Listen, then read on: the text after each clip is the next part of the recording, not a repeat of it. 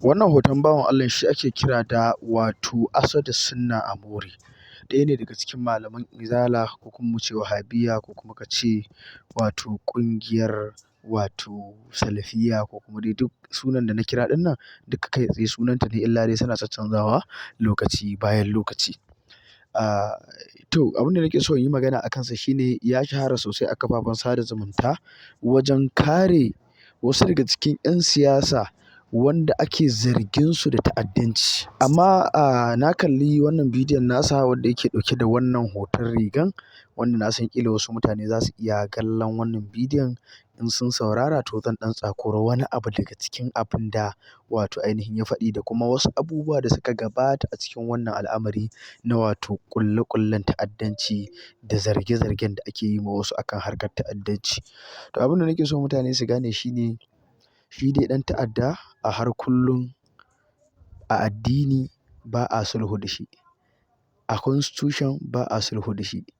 Idan ka ga an ƙaƙaba sulhu da ɗan ta'adda ko an ƙaƙaba sulhu da wato ainihin mai kashe mutane to kawai an yi ne saboda son rai da son zuciya.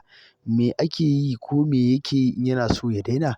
Kawai shi ne ya aje makamansa, ya gudu, ya fito, ya yi yawonsa cikin al'umma ba tare da an sani ba. Idan kuma a'a wannan mutumin ya riga ya yi sanayya ta haƙiƙa a zahiri kowa ya san shi kuma ɗan ta'adda ne sai ya kai kanshi zuwa ga hukuma, ita kuma hukuma ta ba shi kariya, ta ba shi wato kulawa gwargwadon iko. Gaba ta farko kenan. Gaba ta biyu abin da nake so in ce shine waɗannan mutanen da ake ba su kariya, abin da waɗanda suke sulhu da su akan ta'addanci wato irin su Bello Turji da su Ada Aleru da su wane ne irin dai wannan riƙaƙƙun 'yan ta'addan na daji. Hujjar da 'yan ta'addan suke badawa fa shine hujjar da za ka ji irin waɗannan malaman sun zo kuma suna badawa domin ba su kariya. Abin da yake sa wato waɗannan 'yan ta'addan kaga suna ta'addanci daga cikin dalilinsu da hujjojinsu shine cewa an kashe musu 'yan uwa, an musu menene, an kai su wane ne, an yi waye, an yi mawaye, an zalunce su dai a taƙaice suke so su ce gabaki ɗaya. To a tsarin mulki na Najeriya idan mutum ya zalunce ka ko ya cuce ka in za ka kai ƙara ko za ka rama kai tsaye za ka tafi ne zuwa ga wanda ya cuce ka. Haka a zalika a tsarin addini ma in za ka rama ko za ka wato ainihin hukunta wato yi ramuwar gayya to za ka yi ramuwar gayya ne ga wanda ya zalunce ka.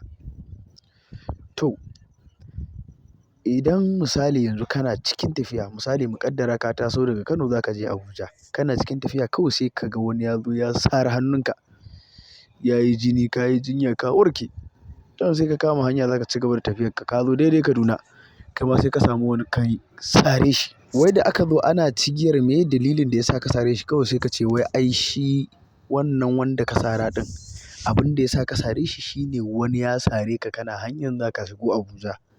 Don girman Allah wannan hujjar ta mai hankali ce? Kana faɗin haka babban abin da za a fara dubawa shine za a ce a wuce da shi asibiti a duba ƙwaƙwalwarsa. To wannan shine hujjar 'yan ta'adda kuma shine hujjar waɗannan malaman. 'Yan ta'adda sun ce an zalunce mu ne, an cuce mu ne shi ya sa muka je muka tashi waɗanda ba su ji ba su gani ba ƙauyukan mutane da garuruwan mutane da dukiyoyinsu muka ƙoƙƙone. Wai hujjansu shine wai wasu sun cuce su. Waɗanda suka cuce su ɗin nan fa su je su nemi su rama mana. Amma da yake zalunci ne sai suka goyi bayansu. To a nan abin da nake so mutane su ƙara ganewa. Wannan fa matsalar tsaron ina ga kamar shekara aru-aru muka ɗauka muna fama da ita.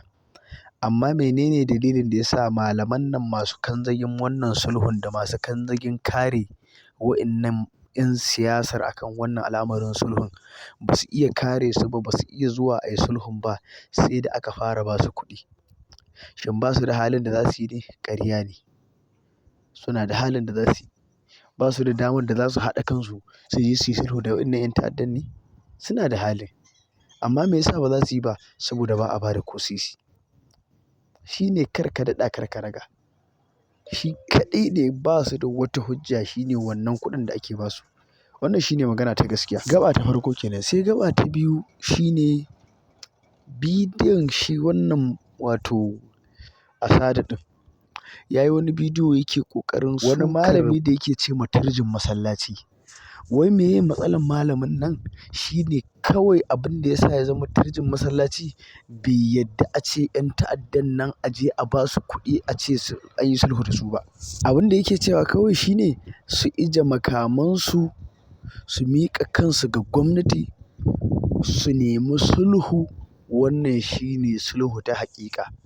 Amma su ɗibi makamansu su tafi da shi daji kuma suna nan a matsayinsu na 'yan ta'adda. Bal ma sai a rinƙa jin wani waje tsille-tsille suna komawa suna kai hare-hare. Kuma sannan wai sai a ce wai wa'innan mutanen ba 'yan ta'adda ba ne. Wai ai an yi sulhu da su. Ba yadda za a yi hankali ya ɗauka. Laifinsa kenan kawai shi ne ya sa aka sa mashi wai turjin masallaci. To, shi wanda yake zargi ɗin, duk da na ga an sa hoton wani malami a cikin bidiyon, ta iya yiwuwa ba da shi yake ba. Musa Lukuwa, wasu kuma za ka ga sun ɗauki hoton Murtala Asada Sokoto sun sa. To kuma dai da wa yake yi? Daga cikin maganar da ya fara shi ne wai sai yake cewa wai ai suna cewa su mayun kuɗi ne wai masu alaƙa da gwamnati da wasu maganganu dai masu kama da wannan. Ma'ana yana nufin cewa wa'incan malaman suna jifansu da cewa makwaɗaita masu son duniya sun je sun manne suna kariya ga 'yan siyasa. Sai yake ce musu to ai kuma masallacin da aka gina muku ɗan siyasa ne wato ainihin Aluwa ne ya gina muku. To babban abin ban mamaki shin Aluwa ya gina musu ne don su zo su ba shi kariya akan wata ɓarna da yake yi? Ko ko a'a Aluwa ya gina masa ne kawai lokacin da ƙila yake buƙatar kamfen ko wani abu makamancin haka? Irin wannan bayyananniyar ɓarna wadda kowa ya sani, musamman mai haɗarin gaske ta wasa da rayukan al'umma, kowa ya san ba yadda za a yi su yadda su goya ma malam wato Aluwa akan irin ɓarna makamanciyar wannan mai haɗarin gaske ta wasa da rayukan mutane. Kamar yadda ku a yanzu ake tataɓurza da rikici da ku akan wannan ƙadiyya mai haɗarin gaske ta wasa da rayukan mutane.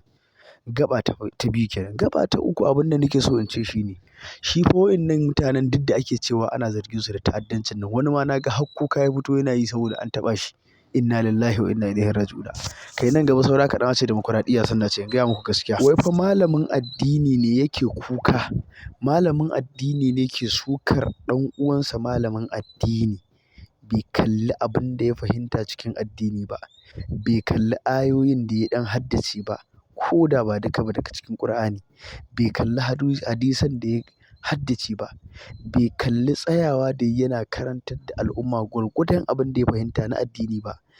Duk ya watsar da su ya je yana kariya ga wanda ginshiƙai ne a aikin da ya san tsari ne na mulkin kafirci. Yake kare shi yana watsi da wancan wanda ya ba da gudunmawarsa akan addini.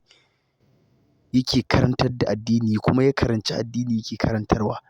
Wai yayi watsi da shi yake gaya masa maganganun banza da na wofi. Muna fata Allah ka shirya su, Allah kuma Ubangiji ya ganar da su.